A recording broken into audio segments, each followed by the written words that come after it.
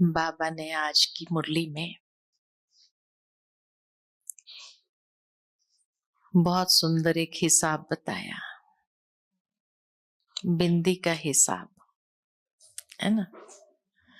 एक बाबा और बिंदी लगाते जाओ तो क्या होगा, कमाई बढ़ती जाएगी। और इस विधि से जितना अपने को परिवर्तन कर सके, क्योंकि बिंदी लगाना भी आसान नहीं है। बिंदी लगाना माना ही परिवर्तन।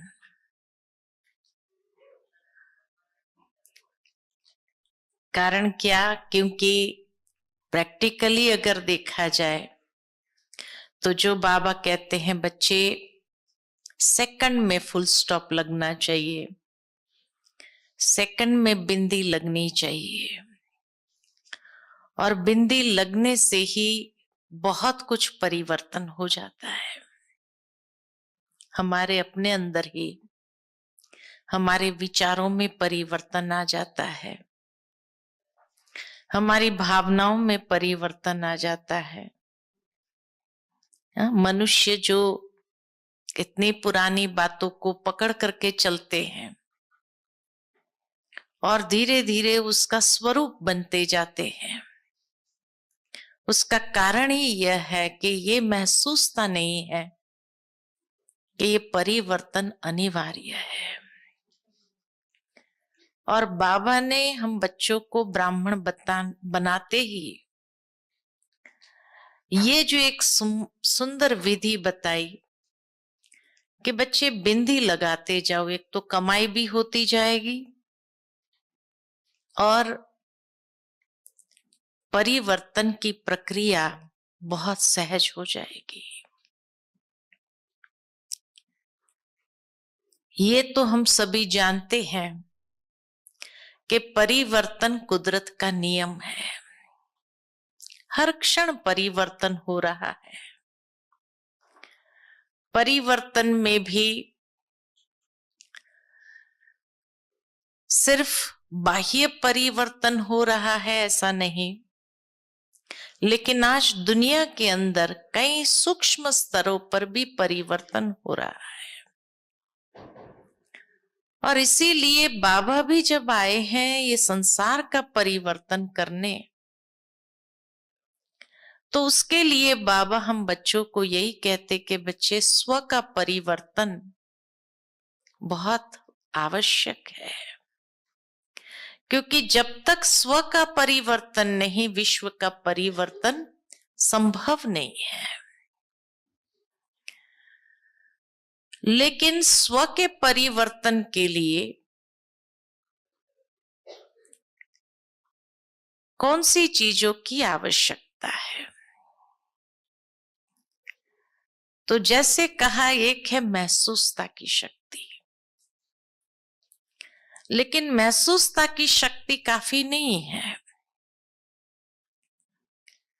महसूसता की शक्ति के साथ साथ फिर आवश्यकता है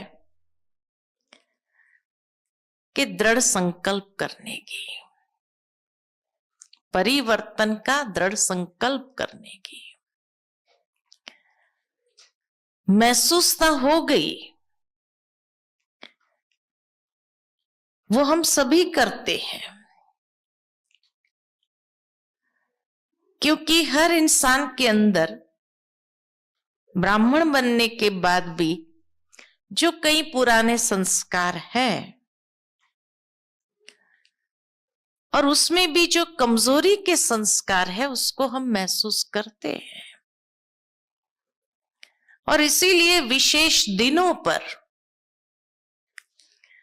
हम बाबा के कमरे में जाकर के उस महसूसता के आधार पर ही परिवर्तन की चाहना रखते हैं, संकल्प भी करते हैं, लेकिन फिर भी कभी कभी परिवर्तन नहीं होता है। ये नहीं कह सकते हैं कि महसूसता नहीं थी, महसूसता थी तभी तो संकल्प किया, लेकिन उसके साथ जो दृढ़ संकल्प करने की आवश्यकता थी, वो दृढ़ संकल्प में ढिलाई हो गई। इसीलिए परिवर्तन की चाहना होते हुए भी परिवर्तन नहीं कर सके। आने वाले संडे की बाबा की मुरली है 14 तारीख की। पूरी मुरली महसूसता की शक्ति के ऊपर है। तो जब मैं उस मुरली को पढ़ रही थी तो बाबा ने इतनी गहराई परिवर्तन ये महसूसता की शक्ति के ऊपर बताई। दो बातें विशेष बाबा ने बताई कि एक होती है अपनी कमजोरी और दूसरा होता है परिस्थिति के परवश हो जाना। और इसीलिए परिवर्तन संभव नहीं है। जहां अपनी कमजोरी है उसको रियलाइज भी कर लेते कई बार, लेकिन क्योंकि परिस्थिति के परवश या किसी और आत्मा के दबाव के परवश या कभी हालातों के परवश जब हो जाता है, तब जिस प्रकार का परिवर्तन की चाहना रखते हैं वो परिवर्तन नहीं कर पाते हैं। लेकिन उसमें भी बाबा ने 3 स्टेज बताई कि एक होता है दिल की महसूसता, सच्चे दिल से महसूस करना। दूसरा है समय अनुसार महसूस कर लेना। बाबा ने उनको कहा कि कई बच्चे चतुर सुजान होते हैं, समय अनुसार सोचते हैं झुक जाना ही ठीक है, क्षमा मांग लेना ठीक है, बड़ों के सामने अपने रिकॉर्ड को अच्छा बनाने के लिए सोचते हैं कि हाँ आज से हम ये परिवर्तन कर देंगे, स्वीकार कर लेते हैं। लेकिन वो सिर्फ उस समय के हिसाब से, बाद में जैसा थे वैसे ही, तो परिवर्तन नहीं हुआ। और तीसरे प्रकार के हैं जो महसूस भी करते हैं, विवेक भी मानता है कि ये गलत है, ये सही नहीं है, लेकिन विवेक मानने के बाद भी कहीं ना कहीं भाई मेरी जो स्टेज है, लोग क्या सोचेंगे अगर मैंने इस बात को स्वीकार कर लिया, तो लोग क्या कहेंगे कि इतना समय से बाबा का बच्चे बनने के बाद भी ऐसे। इसलिए विवेक अंदर मान रहा है, महसूस कर रहा है, परंतु परिवर्तन नहीं करते हैं। उसको बाबा ने बहुत कड़ा टाइटल दिया है कि जिस तरह आत्मघात महापाप है, इस तरह से जो महसूस कर रहे हैं अंदर, विवेक मान रहा है ये गलत है, लेकिन फिर भी चेंज नहीं कर पा रहे हैं, क्योंकि अपना अहंकार कहो या अपना अभिमान कहो, उसके कारण तो वह अपने विवेक का खून करते हैं। महापाप है ये। जिसने महसूस करने के बाद भी अगर अपने विवेक का खून किया तो कितना बड़ा पापी हो जाता है। इसीलिए बाबा को पसंद है कौन? जो सच्चे दिल की महसूसता के साथ परिवर्तन शक्ति को अपना लेते हैं। क्योंकि जो परिवर्तन शक्ति को यूज करते हुए अपने परिवर्तन के ऊपर निरंतर अटेंशन रखते हैं, उसको बाबा की आशीर्वाद मिलती है और वो सहज आगे बढ़ जाते हैं। क्योंकि जहां सच्चे दिल की महसूसता है, स्वीकार किया, परिवर्तन का प्लान बनाया कि हाँ अभी इस विधि को काम नहीं, अगर ये विधि काम नहीं किया तो ये विधि अपनाते हैं। और इस तरह से जो अपनी कमी कमजोरी को परिवर्तन कर लेता है, उसके खुद में भी आत्मसंतुष्टि मिलती है, बाबा की आशीर्वाद मिलती है, बाबा की दुआएं मिलती है, और वही आत्मा लोक पसंद भी हो जाती है। यानी स्वयं पसंद, बाप पसंद और लोक पसंद, और यही सहज सफलता का आधार है। यही सहज सफलता का, कि जीवन के अंदर आगे बढ़ने का ये बहुत सुंदर एक माध्यम है। तो इसलिए बाबा को सच्ची दिल की महसूसता से जो परिवर्तन करते हैं वो बच्चे अति प्रिय लगते हैं। बाकी जो चतुराई करते हैं, सोचते हैं चलता है, कौन देख रहा है। बाबा कहते हैं भक्ति मार्ग में भी कहा गया है भगवान जानी जाननहार है। तो बाबा कहे मुझे एक एक का बैठ करके दिल में क्या चल रहा है ये जानने की जरूरत नहीं है। क्यों? क्योंकि मेरे सामने सब कुछ स्पष्ट है ही है। जब स्पष्ट है ही है तो जानने की क्या जरूरत है। हर एक के दिल में कब, क्या, कैसे विचार चलते हैं, बाबा कहे अगर कोई बच्चा पूछे तो मैं बता सकता हूं कि फलाने समय पर फलाने तारीख को, तिथि तारीख तक बाबा बता सकता है। इतना बाबा जानता है, इतना बाबा के सामने हर बात स्पष्ट है।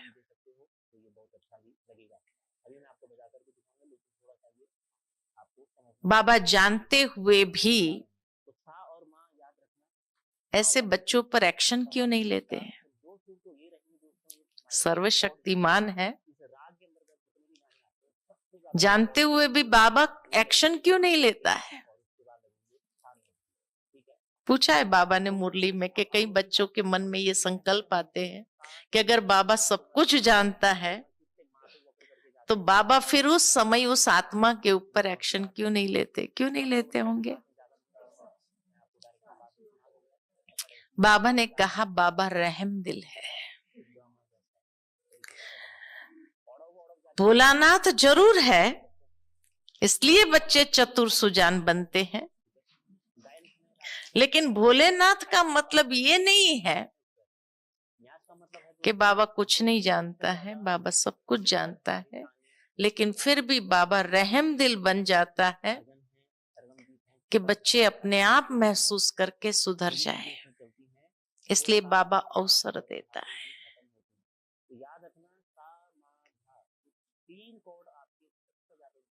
कितनी बाबा की विशालता है,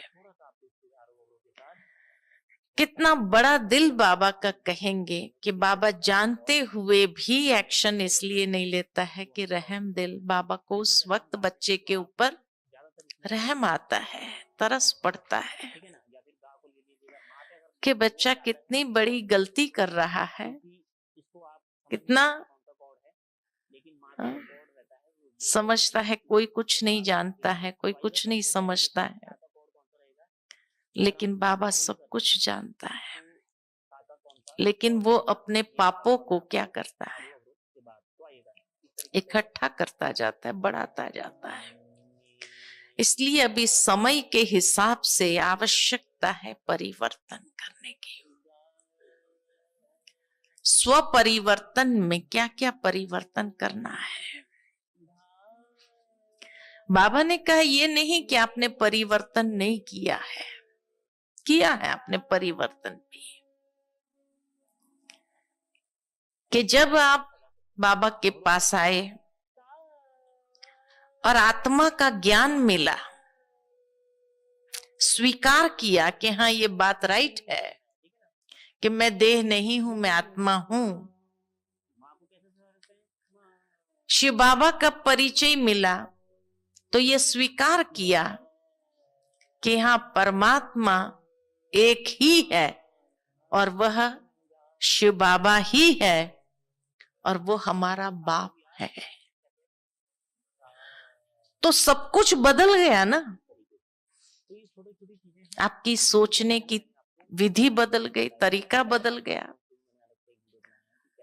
आपकी दृष्टि बदल गई कि आप हर एक को उसी नजर से देख कि ये भी आत्मा है। तो दृष्टि परिवर्तन हो गई, वृत्ति परिवर्तन हो गई।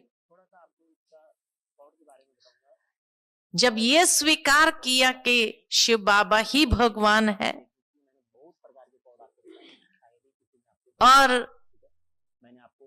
कोई भी देवी देवता नहीं है परमात्मा, तो कई प्रकार की अंधश्रद्धाएं जो थी वो बदल गई।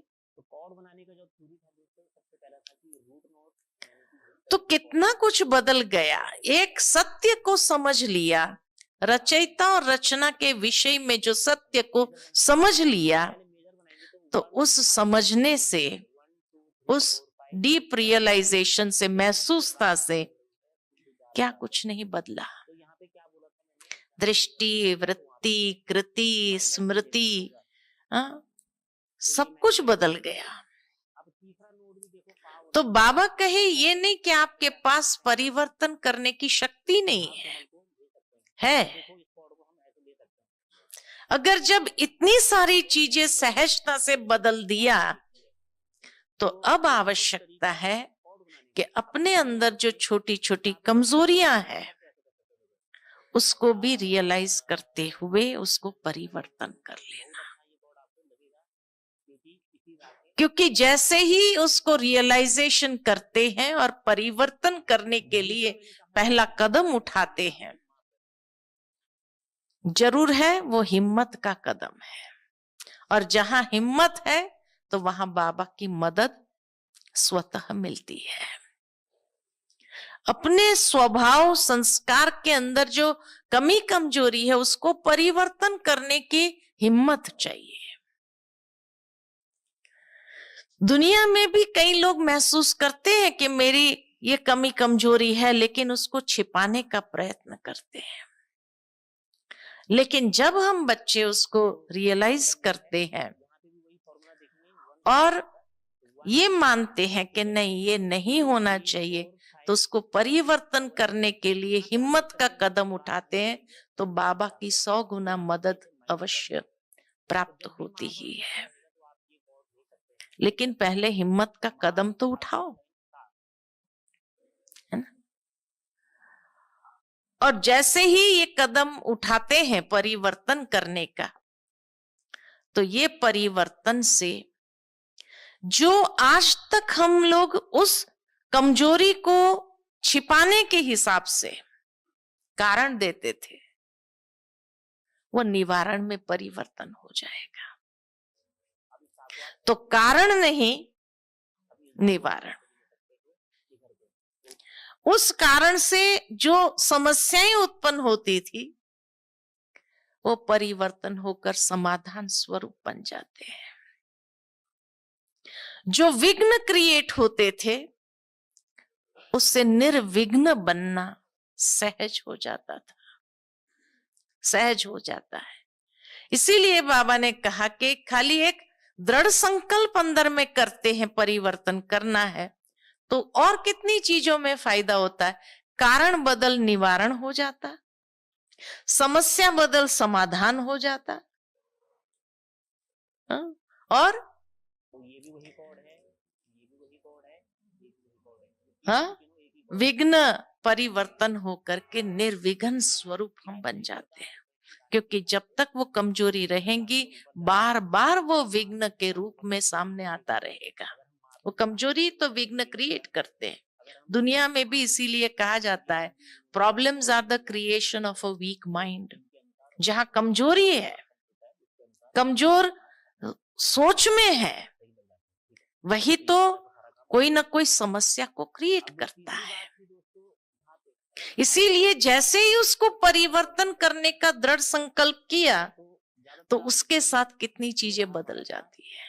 विघ्न ही समाप्त होने लगते हैं। तो निर्विघ्न कौन नहीं बनना चाहता है? जीवन में समाधान कौन नहीं चाहता है? निवारण कौन नहीं चाहता है? इन सब का आधार ये परिवर्तन शक्ति है। उसके बाद जीवन देखो कितना सहज सरल हो जाता है, क्योंकि जहां ये परिवर्तन किया, सबसे बड़ी प्राप्ति क्या होती है? सबसे बड़ी प्राप्ति है उमंग, उत्साह। नवीनता को जब अपनाते हैं, परिवर्तन होगा तो क्या होगा? पुराना छोड़ेंगे, नया अपनाएंगे। तो नवीनता जहां जीवन में आई, वो नवीनता हमारे अंदर उमंग उत्साह तो लाएगा। लाइफ में उमंग उत्साह किसको नहीं चाहिए? लाइफ में उमंग उत्साह ही बूस्टर का काम करता है, आगे बढ़ने के लिए, तीव्र पुरुषार्थ करने के लिए। इसीलिए बाबा कहे, जैसे ही वो अटक जो थी पुरुषार्थ में, जो हमें अंदर से अलबेला कर रहा था, क्योंकि परिवर्तन नहीं होगा तो अलबेलापन आएगा, ढिलाई आएगी अंदर में, पुरुषार्थ ढीला होने लगेगा। दूसरों को जब देखते हैं कितना उमंग उत्साह से आगे बढ़ रहे हैं, तो अंदर में आता है कि पता नहीं मेरे आगे क्या रुकावट है, मुझे समझ में नहीं आता है। लेकिन जैसे ही वो अटक निकलती है, तो पुरुषार्थ की गति तीव्र हो जाती है। वो कमजोरी ही कई बार हमें नीचे खींचता है, धरती पर खींचता है, उड़ने नहीं देता है। इसलिए जैसे ही वो अटक निकलती है कि उड़ान भरना शुरू करते हैं। बाबा कहे, हाई जंप देना आरंभ कर देते हैं। इतनी ऊंची उड़ान भरते हैं कि सहजता से संपूर्णता के नजदीक जा सकते हैं। इसीलिए ये उमंग उत्साह, नवीनता को स्वीकार करना आवश्यक है। तो जब दिल की महसूसता होती है, परिवर्तन शक्ति को अपनाते हैं,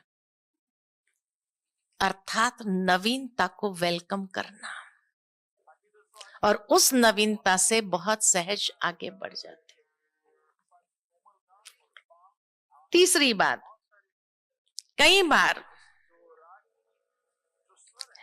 कमी कमजोरी हमारी इतनी होती है कि दूसरों ने जो हमारे साथ व्यवहार किया होता है, उसको भुला नहीं पाते हैं, उसको पकड़ के रखा है। और उसको जो पकड़ के रखा है, या जैसे कहा, समस्याओं ने, परिस्थितियों ने, हालातों ने जो हमारे साथ में हुई बातें हैं, उसको हम बुद्धि से छोड़ नहीं पाते हैं। और जब उसको बुद्धि से छोड़ नहीं पाते हैं, तो भी पुरुषार्थ में आगे नहीं बढ़ सकते हैं। जिस तरह के परिवर्तन को अपनाना चाहते हैं, वो परिवर्तन नहीं अपना सकते हैं। तो उसके लिए बाबा ने बहुत सुंदर विधि हमें बताई है कि दूसरों ने मानो आपके साथ गलत किया, जिसको आप भुला नहीं पा रहे हैं, बाबा कहे, आप क्षमा के सागर के बच्चे हो, क्षमा कर दो उसको। जैसे ही क्षमा करेंगे, वो सारी बातें जो पकड़ के रखी है ना दिल में, छूट जाएंगी, अंदर हल्कापन आएगा। यही सोचो, हर आत्मा का अपना हिसाब है, उसका हिसाब बाबा देखेगा। बाबा बैठा है, बाबा देखेगा। मुझे याद आता है कि एक बार यज्ञ के सामने बहुत बड़ी कोई परिस्थिति बाहर वालों से आई थी। तो बड़ी दादी जी, प्रकाशमणि दादी जी को मन में वो बात चल रही थी। और उन्हीं दिनों में जैसे बाबा की सीजन थी, तो अव्यक्त बाप दादा की जब पधरामणी हुई, तो दादी ने बाबा को ये बात सुनाई कि बाबा, इतना बड़ा पेपर है बाहर वालों से, उसको क्या करना चाहिए। बाबा से जैसे राय सलाह कर रहे थे दादी। तो बाबा ने बहुत अच्छी बात कही कि बच्चे, तुम अपने जो रेगुलर कारोबार है उसमें ही रहो, उनका हिसाब बाबा देख लेगा। तुमने बाबा को दे दिया, अब निश्चिंत हो जाओ, उस हिसाब को बाबा देखेगा। तो कोई भी चीज को अगर हमने अपने दिल के अंदर पकड़ के रखी है, तो उससे हमारी कमजोरी फ्री नहीं होती है। ये भी एक कमजोरी ही है, जो दिल में बातों को भर के रखना, ये हमें कभी उड़ने नहीं देता है, आगे बढ़ने नहीं देता है। तो इसीलिए आवश्यकता है कि बाबा को देख करके भी हम अपने आप को फ्री कर दें। उसका हिसाब बाबा देखेगा। या कोई पिछले जन्मों का हिसाब है तो पूरा हुआ, या किसी भी तरीके से बिंदी लगा करके आगे बढ़ो, जो आज बाबा ने मुरली में कहा कि ये बिंदी का हिसाब समझो। ये परिवर्तन करने की एक बहुत बड़ी शक्ति है। किसी ने बहुत अच्छी बात मुझे पूछी, बिंदी कैसे लगाए? कोई चीज तो नहीं उठाकर लगा दिया, लग गई बिंदी। कैसे लगाएंगे बिंदी? हाँ? बिंदी कैसे लगाएंगे? भूल जाएंगे, छोड़ेंगे। वही तो संकल्प तो चलते रहते हैं ना। बिंदी लगाएं कैसे? आज बाबा ने बहुत बार ये मुरली के अंदर कहा, स्टार्टिंग प्रश्न में भी कहा, बीच में भी कहा। तो बिंदी लगाएं कैसे? हाँ, बाबा को देने के बाद भी तो खुद के संकल्प चलाते, पकड़ के तो रखते ही है, छोड़ते नहीं है।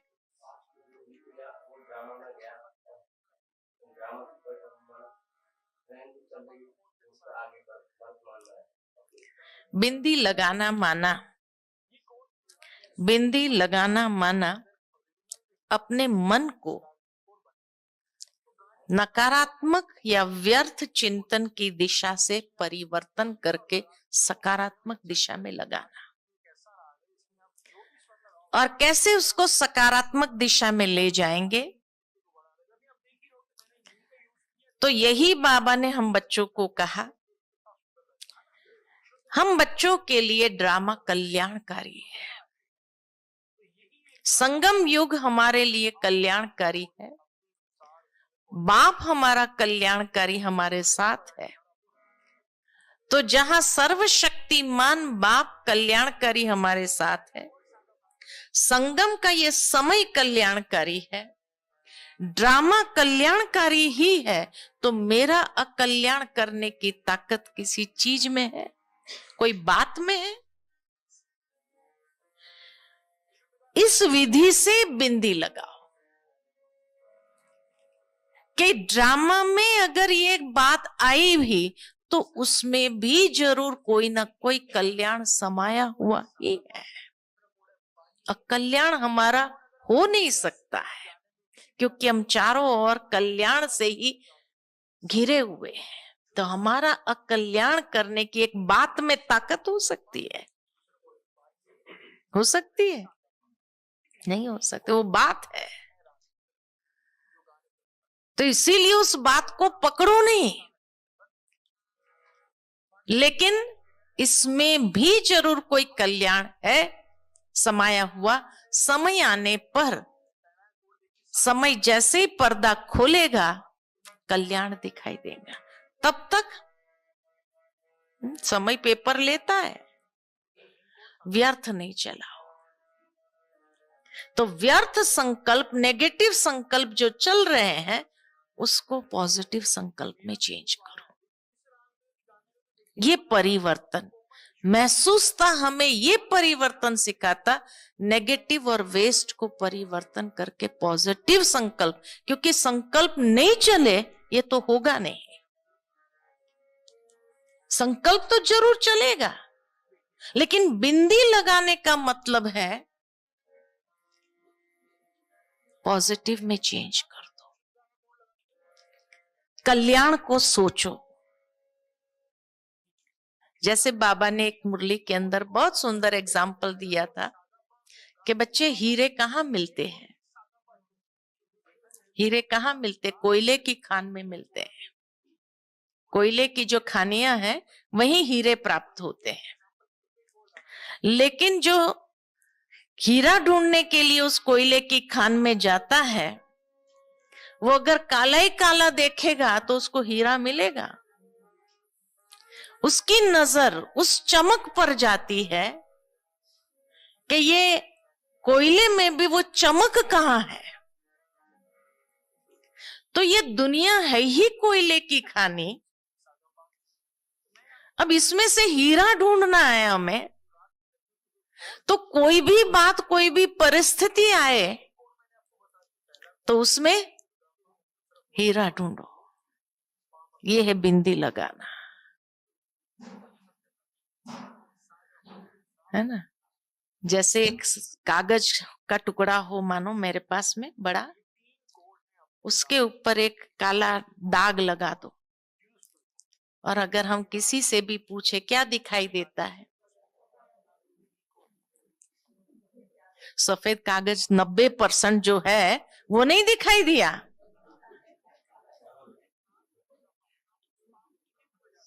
पूरा कागज इतना बड़ा, उस पर खाली एक दाग काला है, वो काला दिखाई दिया। लेकिन जो 90 से 98% तक जो सफेद कागज है वो नहीं दिखाई दिया। हाँ, क्या कहेंगे? इसीलिए ये दृष्टिकोण को परिवर्तन करना, इसको कहते बिंदी लगाना। ये दृष्टिकोण बदलो। जब ये दृष्टिकोण परिवर्तन हो जाता है हमारा, कि सफेद जो 98% है वो मुझे दिखाई दे, वो एक काले को इग्नोर करो। काला जो है उसको इग्नोर करो, और जो 95% सफेद है उसको स्वीकार करो। लेकिन आज की दुनिया में दृष्टि क्या बन गई है? वो काला दाग जरूर दिखाई देगा, सफेद पेपर पर काला दाग जरूर दिखाई देता है। हाँ, ये दृष्टि है ना। तो बिंदी लगाना माना ये दृष्टि परिवर्तन करना, ये दृष्टि परिवर्तन करना। कि आज कोई आत्मा के अंदर, चलो बहुत सारे अवगुण है, कमजोरी है, लेकिन कुछ अच्छाई भी तो होगी, कोई विशेषता भी तो होगी। उस विशेषता को देखने का चश्मा पहन लो, तो आपको कभी अपने जीवन के अंदर ये महसूस नहीं होगा, अरे कहां ये व्यक्ति से हमारा पाला पड़ा। ये जो आता है ना, अरे कहां ये व्यक्ति हमारे पाले पड़े हैं। अब उसकी वो कमजोरी को देखते रहेंगे तो दिल शिकस्त हो जाएंगे। है, लेकिन चलो विशेषता भी तो है। उस विशेषता को देखो। उस विशेषता को देखेंगे तो आत्मा के प्रति शुभ भावना, शुभ कामना निकलेंगी। ये परिवर्तन करना है कि जो हमारी भावनाएं मलिन हो जाती है, दुखी हो जाते हैं उसकी कमजोरी को देख करके, लेकिन अगर चलो कितनी भी कमजोरी हो, कोई तो विशेषता भी तो होगी ना इस आत्मा के अंदर। उस विशेषता को देख करके शुभ भावना को प्रवाहित करो। उसकी उस कमजोरी जितनी बार प्रयोग होती उसको क्षमा करते जाओ। ये है बिंदी लगाना। जब तक क्षमा नहीं करते हैं तब तक बिंदी लग नहीं सकती है। इसलिए क्षमा करते जाओ और विशेषता को देखो, और उस विशेषता के आधार पर मुझे उस आत्मा के प्रति भी शुभ भावना प्रवाहित करना। ये है बिंदी लगाया मैंने। नहीं तो उसकी कमजोरी को देख देख करके बार बार मेरे संकल्पों में व्यर्थ चलता है, नेगेटिव चलता है उसके प्रति, तो बिंदी कहां से लगेगी। इसलिए बाबा कहे उसकी कमजोरी को देखने के बजाय उसकी विशेषता को देखो और शुभ भावना को प्रवाहित कर सको, तब कहेंगे कि हाँ रियल बिंदी मैंने लगाई। नहीं तो बिंदी कहां लगी। अगर वही कमजोरी को देख देख करके मेरे अंदर व्यर्थ संकल्प चलता रहे तो बिंदी लगाई, कमाई कहां होगी फिर। ऐसे जितनी बिंदी लगा सको, जो आज बाबा ने कहा 10, 100, 1000, ये जितनी बिंदी लगा सको, कितनी बिंदी लगा सकेंगे करके तो देखो, कमाई कितनी होने लगेगी। और जब तक बिंदी नहीं लगती है तब तक वो व्यर्थ संकल्प, नेगेटिव संकल्प, तो कमाई में घाटा कितना पड़ रहा है ये भी तो देखो। अगर बिंदी लगाने से मल्टीप्लाई होता है, कमाई इतनी वृद्धि को प्राप्त होती है, तो जब बिंदी नहीं लगती है तो घाटा भी तो कितना होता है कि नहीं होता है। ये महसूसता अपने अंदर ले आना है, क्योंकि ये महसूसता से ही ये परिवर्तन और हर आत्मा के प्रति शुभ भावना, शुभ कामना प्रवाहित होने लगेगी। बाबा ने एक मुरली में कहा कि आप बच्चे प्रकृति को परिवर्तन करने वाले हो। अगर ये बाहर की प्रकृति को परिवर्तन कर सकते हैं तो मनुष्य की जो नेचर है, जो प्रकृति है, उसको अपनी शुभ भावना से परिवर्तन नहीं कर सकते हो।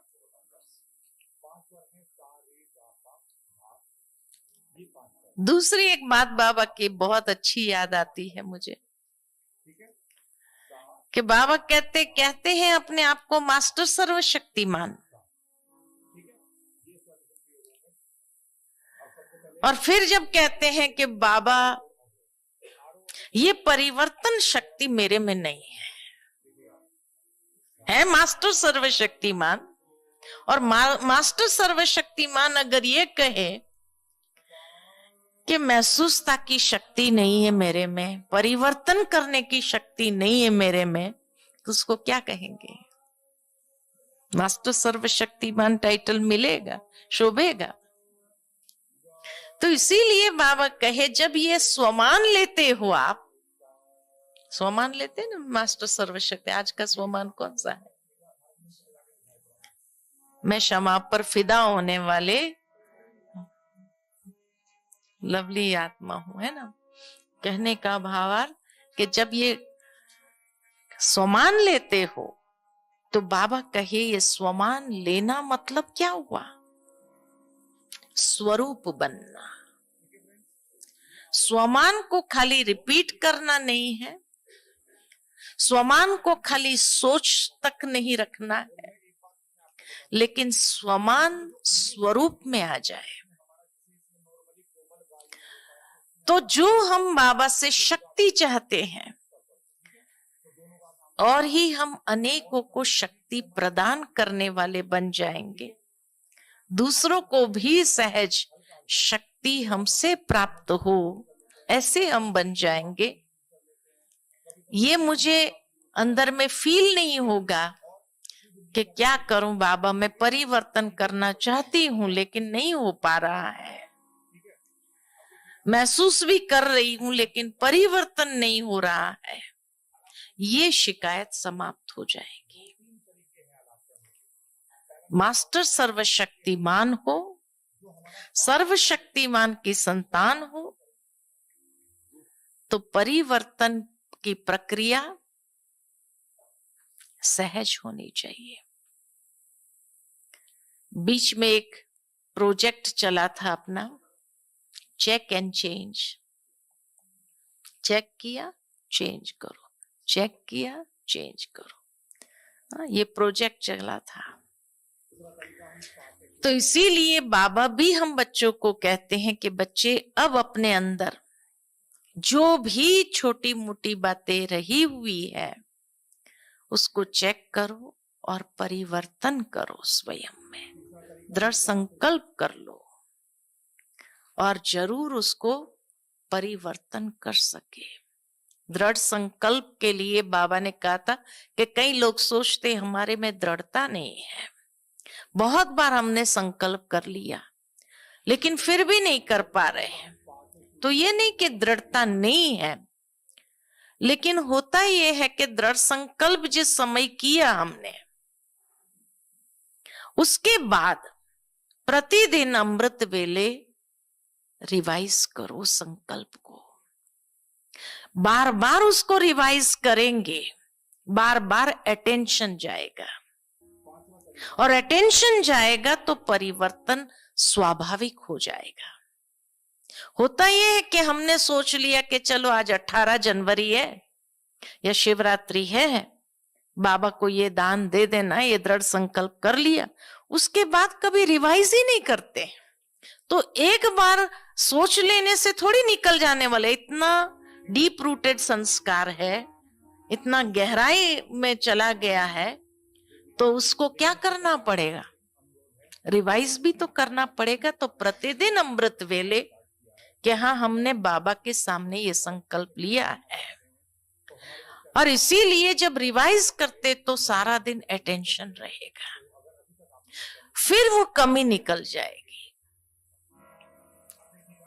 सहजता से उसको मिटाने का कुछ समय लगेगा, कुछ समय तक लगातार उसको अटेंशन पर लाते रहो, और उसके ऊपर मुझे पुरुषार्थ करना है, ये अटेंशन भी रहे। ये परिवर्तन जब लाएंगे अपने अंदर, तब वो दृढ़ संकल्प बन करके काम करेगा, नहीं तो नहीं करेगा, है ना। कई बार देखा जाता है कि भक्ति मार्ग में भी लोगों ने अपने आप में कोई चीज परिवर्तन लाने के लिए क्या करते हैं, हा? उस चीज का जैसे एक व्रत ले लेते हैं, उस चीज का एक व्रत ले लेते हैं और उसके लिए अटेंशन रखते हैं। पता नहीं कौन सा एक दिन आता है जिस दिन वो सारा दिन, सारे साल के लिए, एक साल के लिए वो व्रत लेते हैं ना, कि भाई आज से हम खाने के पहले कोई भी चीज मुंह में डालेंगे, खाने के पहले नाम लेते हैं कोई। उत्तरायण का संक्रांत पर करते हैं ना कि भाई संक्रांत पर फिर वो व्रत छोड़ते हैं और फिर दूसरा ले लेते हैं कि ताकि गलती से भी चोरी से कोई खाने की आदत होती है कईयों को, चोरी से खाने, तो भाई अभी नाम बोलना ही पड़ेगा कोई के सामने खड़ा होकर के, ये नाम लूं। कोई राम राम करता है या कोई देवी का नाम लेता है, देवता का नाम लेता है कुछ, तो भाई मैंने चोरी से नहीं खाया, तो वो चोरी का संस्कार क्या होता है, फिर निकल जाता है, समाप्त हो जाता है। ठीक इसी तरह हमें भी रोज उसको अटेंशन में लाते हुए उसको परिवर्तन कर देना है। अगर रोज अटेंशन में नहीं आया तो वो संस्कार फिर से सुषुप्त होकर के अंदर में ही समा जाता है, वो परिवर्तन नहीं होता है। खाली एक 18 जनवरी के दिन या शिवरात्रि के दिन या नए साल के दिन मैंने संकल्प भी ले लिया, लेकिन उसको बाद में कभी रिवाइज ही नहीं किया, उसके प्रति अटेंशन ही नहीं रहा, तो परिवर्तन कहां से होगा? वो सुषुप्त होकर के अंदर में समाया रहता है, वो निकलता नहीं है। इसीलिए प्रतिदिन बाबा के अमृत वेले उसको रिवाइज करते जाओ, और रिवाइज करते हुए फिर उसके प्रति अटेंशन रहे, तब जाकर के वो कुछ समय तक जब उसका प्रयोग नहीं होगा अटेंशन रखते हुए, तब जाकर के वो पुराना संस्कार समाप्त होता है, नहीं तो ऐसे समाप्त नहीं होता है। तो इसीलिए ये रियलाइजेशन, ये महसूसता की शक्ति बहुत आवश्यक है। जब तक रियलाइज नहीं किया तब तक चेंज करना बहुत कठिन है।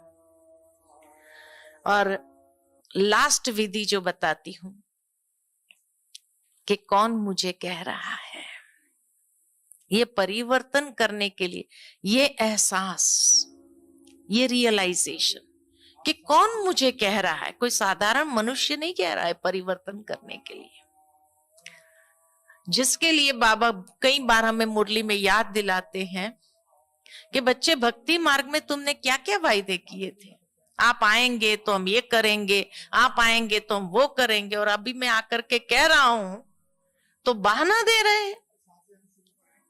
किसको दे रहे हैं बहाना? बाबा को? हाँ, किसको दे रहे हैं बहाना? अपने आप को दे रहे हैं। ठगी कर रहे हैं, किसके साथ कर रहे हैं? अपने आप को ठग रहे हैं। हाँ? तो इसीलिए बाबा कहे कि ये एहसास अंदर में बहुत पावरफुल होना चाहिए कि साक्षात परमात्मा मुझे कह रहा है, जिसके लिए भक्ति में हमने कई बार 9 भक्ति की होंगी, है ना? भक्ति में 9 भक्ति की होंगी, क्योंकि बाबा के बच्चे ऐसे नहीं बनते हैं। आज आप सोचो कि 700-800 करोड़ में से अगर खाली 33 करोड़ में भी 9 लाख या सत्युग की अंत तक की जो है 2 करोड़ लिया जाए, बाकी तो बाबा कहते हैं एक बार सुना प्रजा के रूप में भी आ गए, बहुत 33 करोड़ बन गए। लेकिन अगर 2 करोड़ भी अगर सत्युग के अंत तक प्रजा है, तो इतनी जो आत्माएं खाली सिलेक्ट हुई है वो ऐसे थोड़ी सिलेक्ट हुई है। ये सब आत्माओं ने भक्ति मार्ग में कोई ना कोई जन्म में, 63 जन्म में से कोई ना कोई एक जन्म में 9 भक्ति की है। उस 9 भक्ति का फल है ब्राह्मण जीवन प्राप्त होना, भगवान को पहचानना।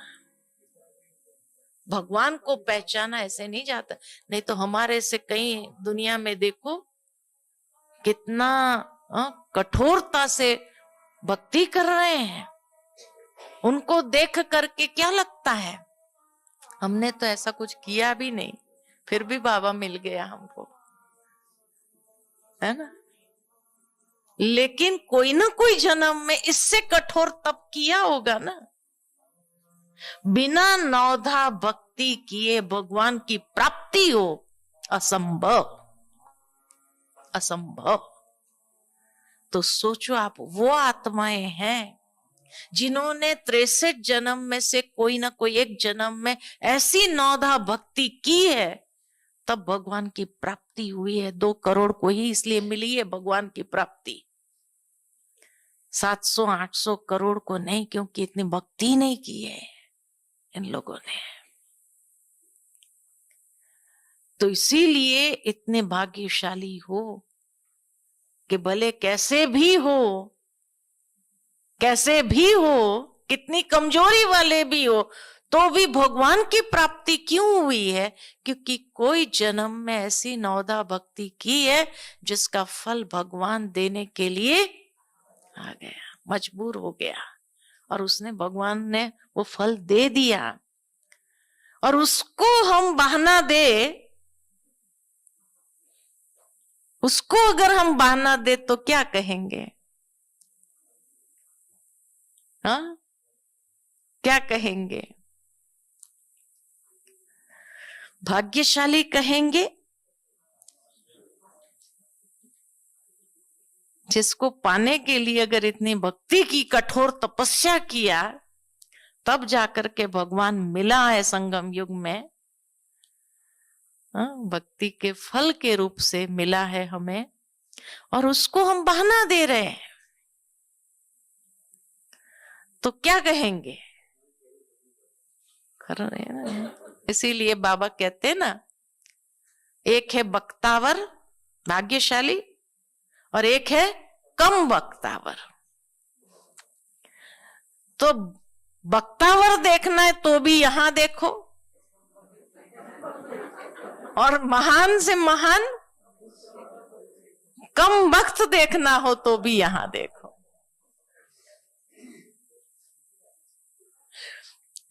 दुनिया में तो लोग गाली समझते हैं, लेकिन बाबा हम बच्चों को अर्थ सहित कि महसूसता अंत समय होगी कि अरे इतना हमने मेहनत करके उस भगवान को पाया और हम बहाना देते रहे। बाबा करना तो चाहते, लेकिन क्या करे क्या करे क्या करे करके मजबूर अपने आप को जैसे ठगते रहे। इसलिए आज के बाद ऐसा कभी नहीं करना। कौन मुझे कह रहा है? साक्षात परमात्मा आकर के मुझे कह, और उसके लिए मैं आधा जन्म क्या, थोड़ा सा साल क्या नहीं कर सकती हूँ क्या? ये रियलाइजेशन, ये महसूसता बहुत बड़ी है, और जिसने ये महसूसता कर लिया तो परिवर्तन उसके लिए सहज है। ठीक है? अच्छा, ओम शांति। बाबा ने आज की मुरली में बहुत सुंदर एक हिसाब बताया, बिंदी का हिसाब है ना। एक बाबा और बिंदी लगाते जाओ तो क्या होगा? कमाई बढ़ती जाएगी। और इस विधि से जितना अपने को परिवर्तन कर सके, क्योंकि बिंदी लगाना भी आसान नहीं है। बिंदी लगाना माना ही परिवर्तन।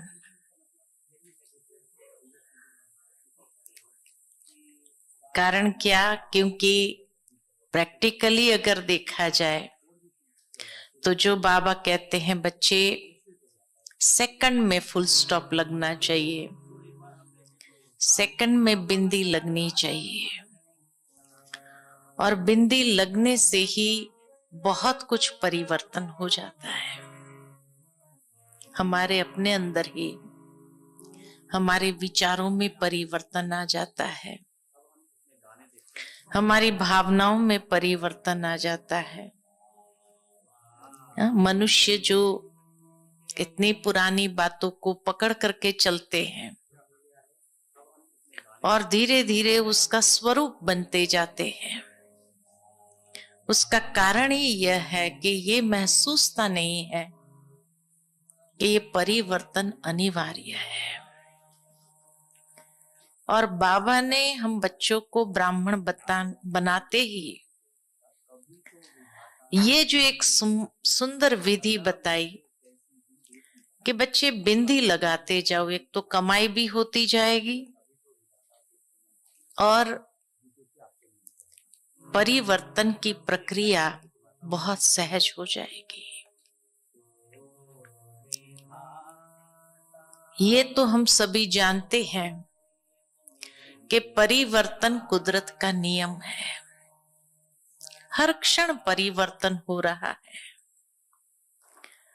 परिवर्तन में भी सिर्फ बाह्य परिवर्तन हो रहा है ऐसा नहीं, लेकिन आज दुनिया के अंदर कई सूक्ष्म स्तरों पर भी परिवर्तन हो रहा है। और इसीलिए बाबा भी जब आए हैं ये संसार का परिवर्तन करने, तो उसके लिए बाबा हम बच्चों को यही कहते कि बच्चे, स्व का परिवर्तन बहुत आवश्यक है, क्योंकि जब तक स्व का परिवर्तन नहीं, विश्व का परिवर्तन संभव नहीं है। लेकिन स्व के परिवर्तन के लिए कौन सी चीजों की आवश्यकता है? तो जैसे कहा, एक है महसूसता की शक्ति। लेकिन महसूसता की शक्ति काफी नहीं है। महसूसता की शक्ति के साथ साथ फिर आवश्यकता है कि दृढ़ संकल्प करने की, परिवर्तन का दृढ़ संकल्प करने की। महसूसता हो गई, वो हम सभी करते हैं,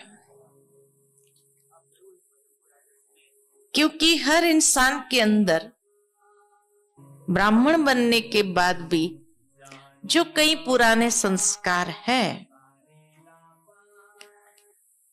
और उसमें भी जो कमजोरी के संस्कार है, उसको हम महसूस करते हैं। और इसीलिए विशेष दिनों पर हम बाबा के कमरे में जाकर के उस महसूसता के आधार पर ही परिवर्तन की चाहना रखते हैं, संकल्प भी करते हैं, लेकिन फिर भी कभी कभी परिवर्तन नहीं होता है। ये नहीं कह सकते हैं कि महसूसता नहीं थी, महसूसता थी तभी तो संकल्प किया। लेकिन उसके साथ जो दृढ़ संकल्प करने की आवश्यकता थी, वो दृढ़ संकल्प में ढिलाई हो गई।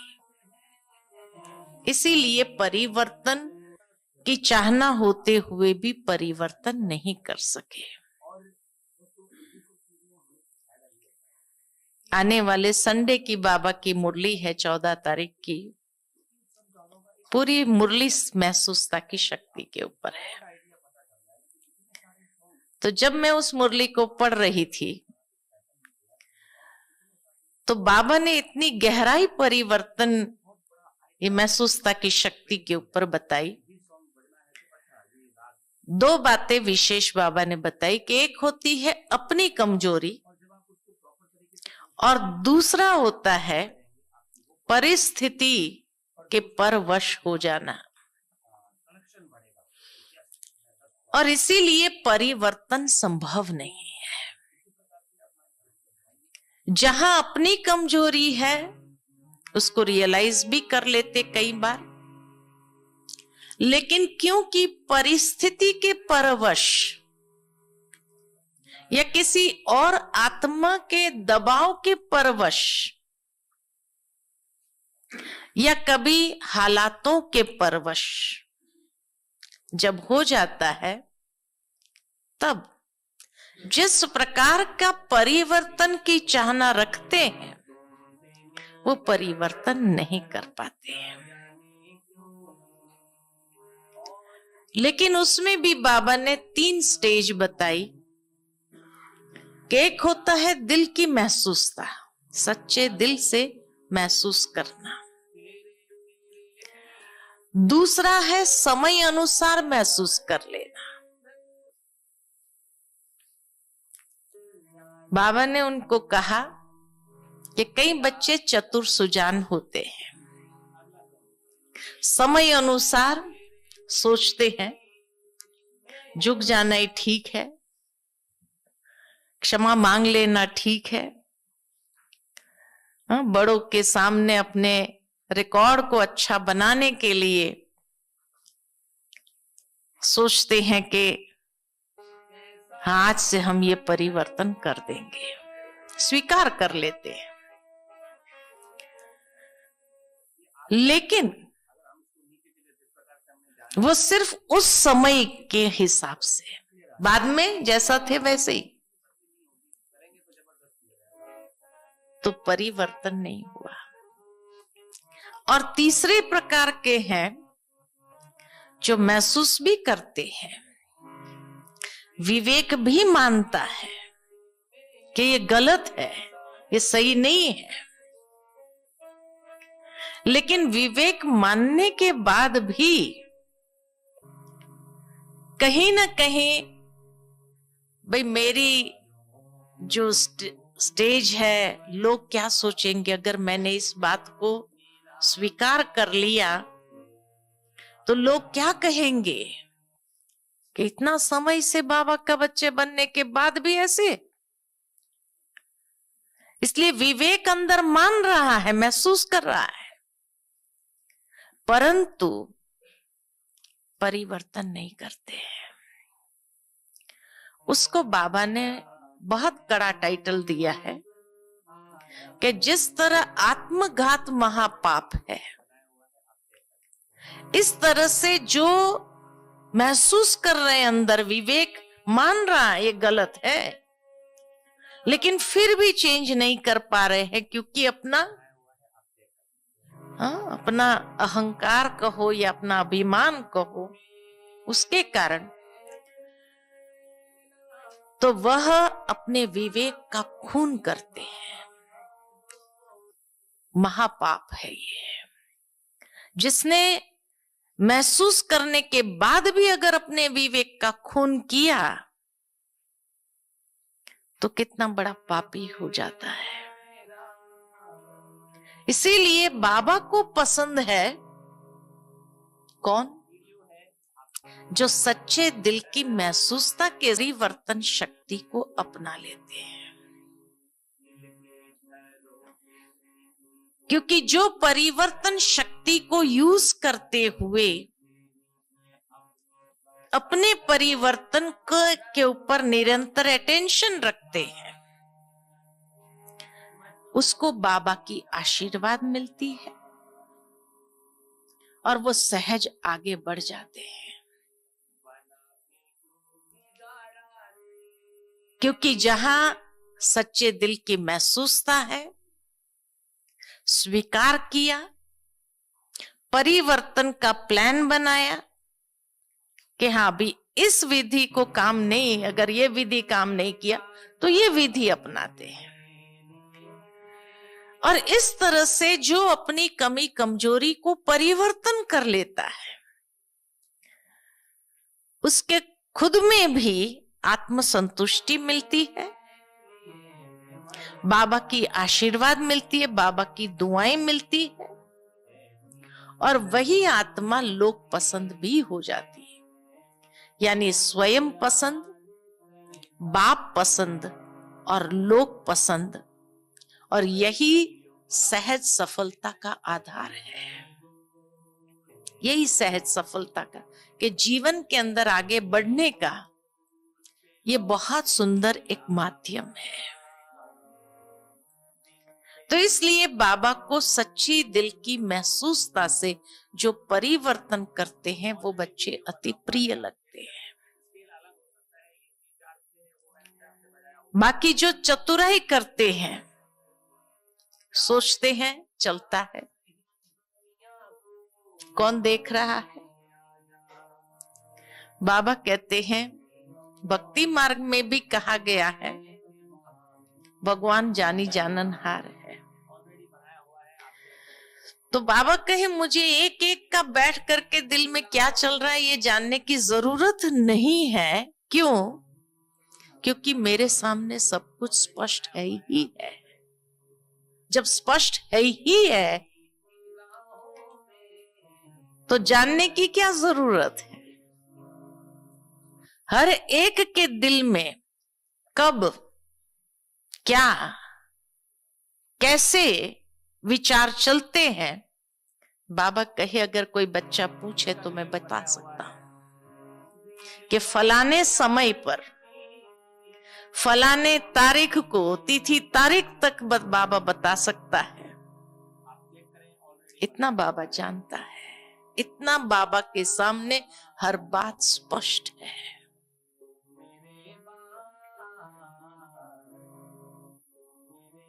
बाबा जानते हुए भी ऐसे बच्चों पर एक्शन क्यों नहीं लेते हैं? सर्वशक्तिमान है, जानते हुए भी बाबा एक्शन क्यों नहीं लेता है? पूछा है बाबा ने मुरली में कि कई बच्चों के मन में ये संकल्प आते हैं कि अगर बाबा सब कुछ जानता है तो बाबा फिर उस समय उस आत्मा के ऊपर एक्शन क्यों नहीं लेते? क्यों नहीं लेते होंगे? बाबा ने कहा बाबा रहम दिल है। भोलानाथ जरूर है, इसलिए बच्चे चतुर सुजान बनते हैं, लेकिन भोलेनाथ का मतलब ये नहीं है कि बाबा कुछ नहीं जानता है। बाबा सब कुछ जानता है, लेकिन फिर भी बाबा रहम दिल बन जाता है कि बच्चे अपने आप महसूस करके सुधर जाए, इसलिए बाबा अवसर देता है।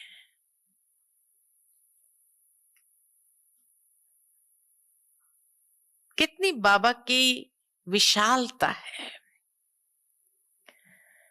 कितना बड़ा दिल बाबा का कहेंगे कि बाबा जानते हुए भी एक्शन इसलिए नहीं लेता है कि रहम दिल। बाबा को उस वक्त बच्चे के ऊपर रहम आता है, तरस पड़ता है कि बच्चा कितनी बड़ी गलती कर रहा है, कितना समझता है। कोई कुछ नहीं जानता है, कोई कुछ नहीं समझता है, लेकिन बाबा सब कुछ जानता है। लेकिन वो अपने पापों को क्या करता है? इकट्ठा करता जाता है, बढ़ाता जाता है। इसलिए अभी समय के हिसाब से आवश्यकता है परिवर्तन करने की। स्व परिवर्तन में क्या क्या परिवर्तन करना है? बाबा ने कहा ये नहीं कि आपने परिवर्तन नहीं किया है, किया है आपने परिवर्तन भी।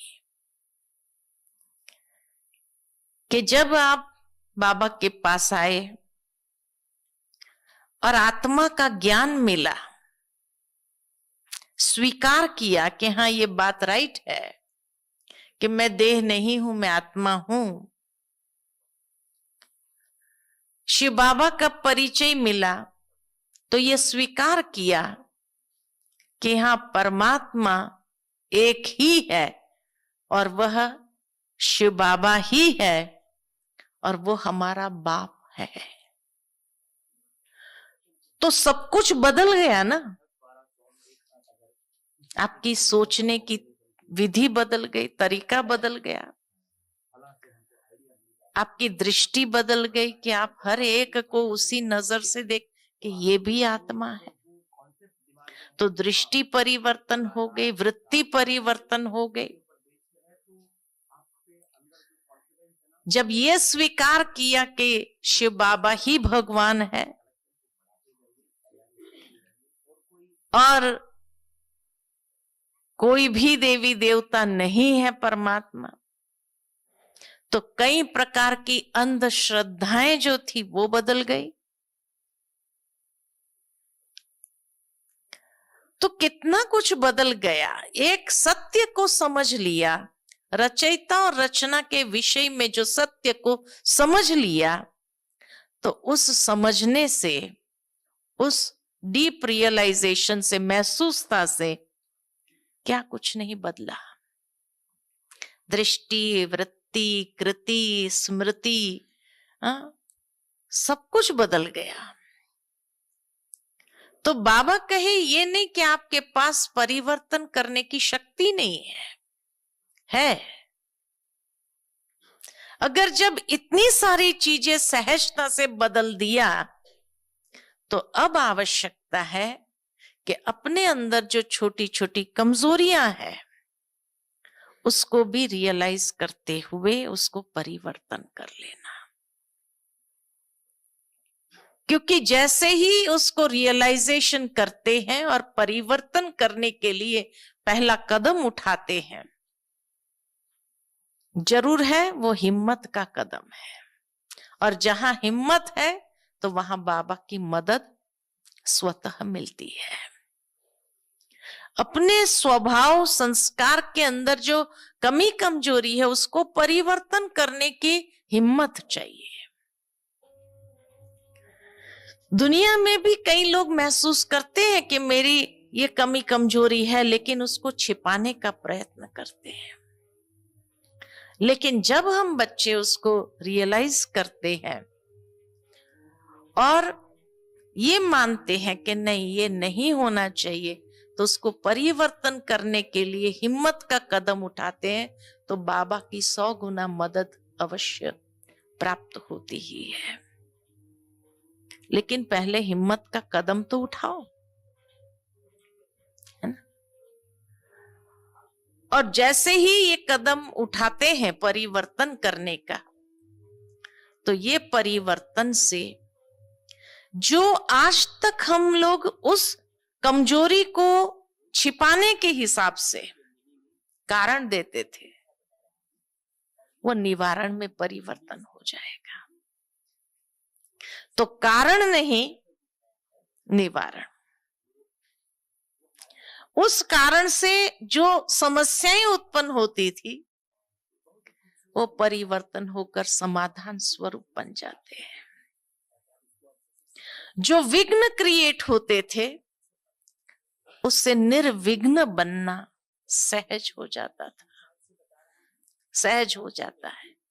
इसीलिए बाबा ने कहा कि खाली एक दृढ़ संकल्प अंदर में करते हैं परिवर्तन करना है, तो और कितनी चीजों में फायदा होता है।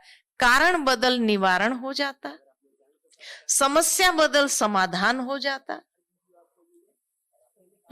और